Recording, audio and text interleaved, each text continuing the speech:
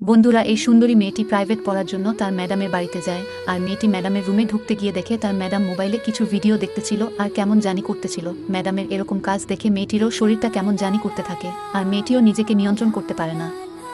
এজন্য মেয়েটি তার ম্যাডামকে ডাক দিলে এভাবে স্টুডেন্টকে দেখতে পেয়ে ম্যাডাম ভয় পেয়ে যায় আর নিজের শরীরে কাপড় ঠিক করে মেয়েটিকে রুমে আসতে বলে। এরপর মেয়েটিকে ম্যাডাম তার কাছে বসে পড়তে বলে। একটু পর সুন্দরী মেয়েটি বুদ্ধি খাটিয়ে তার ম্যাডামকে পানি আনতে বলে।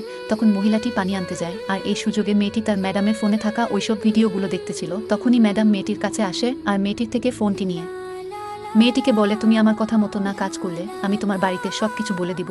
এরপর ম্যাডাম মেয়েটির সাথে যা করলো তা দেখলে আপনিও অবাক হবেন। তার আগে বন্ধুরা, তোমরা যদি এই পৃথিবীতে সব থেকে বেশি তোমাদের মা বাবাকে ভালোবেসে থাকো, তাহলে অবশ্যই আমার মতো এই চ্যানেলটি সাবস্ক্রাইব করে ভিডিওটিতে লাইক দিয়ে কমেন্টে বলবে বাবা মাকে অনেক ভালোবাসি।